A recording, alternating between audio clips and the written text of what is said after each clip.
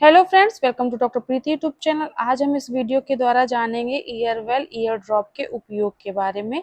साथ ही साथ हम जानेंगे इसके डोज के बारे में, इसको कितनी मात्रा में लेना है, कब कब लेना है, इसके यूज़ करने का तरीका कैसा है और इसके साइड इफ़ेक्ट क्या है। इस बारे में हम पूरी जानकारी इस वीडियो के माध्यम से जानेंगे। तो ये सारी जानकारी जानने के लिए बने रहिएगा वीडियो में अंत तक।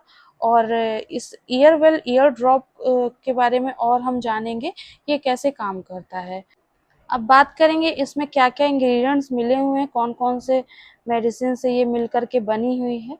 तो इसमें gentamicin, beclomethasone, डाइप्रोपियोनेट, clotrimazole, lignocaine hydrochloride, ये सब 4 साल्ट मिलकर बने हुए हैं। किसी किसी आप ईयर ड्रॉप में देखेंगे उसमें जेंटामाइसिन की जगह पे नियोमाइसिन सॉल्ट होता है। तो होता है, अब इसमें बहुत लोग का क्वेश्चन रहता है कि इसका क्या मतलब है, क्या वो किसी और मेडिसिन या किसी और इन्फेक्शन में काम करती है। तो नहीं, ये बस इसकी इफेक्टनेस यहाँ पे दर्शाती है।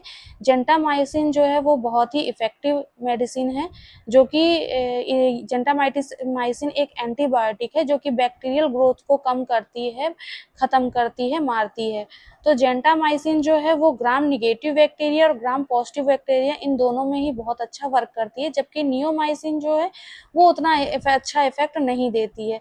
तो जब भी आप ईयर ड्रॉप लें तो इस चीज़ का ज़रूर ध्यान रखें कि आप जेंटामाइसिन वाली एंटीबायोटिक मिली हुई मेडिसिन ले रहे हैं या फिर नियोमाइसिन। अगर आप जेंटामाइसिन लेते हैं तो वो ये मोर इफेक्टिव मेडिसिन होती है। इसमें जो बेक्लोमेथासोन है वो एक स्टेरॉइड है, जबकि क्लोट्रीमाजोल जो है वो एंटी फंगल है, जो कि फंगल इन्फेक्शन की ग्रोथ को कम करती है, रोकती है। और लिग्नोकेन जो है वो एक एनेस्थेटिक है, जो कि ब्रेन पर जा कर के ये दर्द के सिग्नल को वहाँ पे ब्लॉक कर देती है, जिससे कान में कोई भी इन्फेक्शन की वजह से या किसी भी कारण से अगर कान में दर्द हो रहा हो तो ये उसको ठीक कर देता है।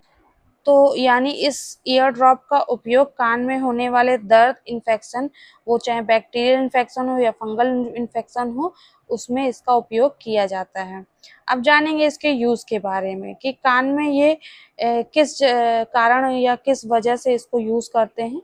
तो यदि कान में इन्फेक्शन की वजह से इचिंग यानी खुजली हो रही हो, दर्द हो रहा हो, स्वेलिंग यानी सूजन आ गई हो कान में, या फिर रेडनेस हो कान में, तो भी इस ईयर ड्रॉप का उपयोग करते हैं। कान में इस दवा का उपयोग फोड़ा, फुंसी, कान में दर्द हो रहा हो, कान में पस पड़ रहा हो या फिर कान बह रहा हो, तब इस ईयर ड्रॉप को डॉक्टर प्रिस्क्राइब करते हैं। और ये भी हो सकता है कभी कभी सर्दी जुकाम पर भी कई बार कान में दर्द होने लगता है, सूजन आ जाती है, तो उसमें भी ये ड्रॉप डॉक्टर प्रिस्क्राइब करते हैं। कान में अगर किसी किसी को सनसनाहट जैसी या फिर कान में दर्द की वजह से चक्कर आ रहे हों, तो भी इन्फेक्शन एक प्रकार का इन्फेक्शन दर्शाता है, जिसमें भी डॉक्टर इस ईयर ड्रॉप को उपयोग करते हैं। अब हम जानते हैं इसके डोज के बारे में। तो डोज की बात करें तो अफेक्टेड एरिया में 4 से 5 ड्रॉप दिन में कम से कम 3 से 4 बार वहाँ पे डालना है। और हाँ, एक सबसे इम्पॉर्टेंट बात इसके डोज को लेकर के है कि यदि आप इसकी दवा को एक बार ओपन कर देते हैं और इसको सिर्फ 1 मंथ के लिए ही आपको यूज़ करना है, उसके बाद आप इसको डिस्कार्ड कर दें, हटा दें इस दवा को, क्योंकि ये उसके बाद ये यूज़ करने लायक नहीं रह जाती है। और जब भी इसको यूज़ करें तो इसके टिप को बिल्कुल भी हाथ से टच ना करें, ताकि हाथ के कोई भी बैक्टीरियल ग्रोथ जो हुई हो, हाथों में बैक्टीरिया रहते हैं, वो इसमें दवा में मिक्स ना हो, और ये दवा जो है सुरक्षित बनी रहे। तो डॉक्टर ये भी ज़रूर बोलते हैं कि कम से कम सिर्फ 1 मंथ से ज़्यादा इस दवा को यूज़ ना करें। इस दवा का उपयोग सिर्फ और सिर्फ कान के इन्फेक्शन में यूज़ किया जाता है। बहुत सी ईयर ड्रॉप या ऐसे ड्रॉप्स होते हैं जो ईयर ड्रॉप या आई ड्रॉप दोनों की तरह काम करते हैं।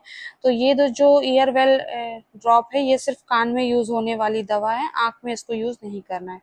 साइड इफ़ेक्ट की बात करें तो वैसे इसके कोई ख़ास साइड इफ़ेक्ट नहीं हैं, लेकिन फिर भी अगर किसी को कुछ थोड़े साइड इफ़ेक्ट मिलते हैं, तो जैसे हो सकता है उसको एलर्जी हो सकती है इससे, या फिर खुजली हो सकती है, इचिंग हो सकती है, या फिर स्वेलिंग यानी सूजन हो सकती है, या फिर बॉडी में कहीं रेडनेस भी हो सकती है। अगर आपको ये साइड इफेक्ट दिख रहे हैं आपको इस दवा को यूज करने के बाद, तो आप इस दवा को यूज करना बंद करें। तो पूरी जानकारी आपको ईयरवेल ईयर ड्रॉप की इस वीडियो के द्वारा मिल गई होगी। और अगर आपको वीडियो इन्फॉर्मेटिव लगा हो तो वीडियो को लाइक करें, शेयर करें, और अगर आप इस चैनल पर नए हैं तो सब्सक्राइब जरूर करें। अगर एक बात और आपसे कहना चाहेंगे, यदि आपके मन में कोई भी मेडिसिन को लेकर के कोई भी सवाल आपके मन में आता है, तो आप हमारे कमेंट सेक्शन में वो सवाल पूछ सकते हैं, हम आपको उसका आंसर दे देंगे। Okay, thank you.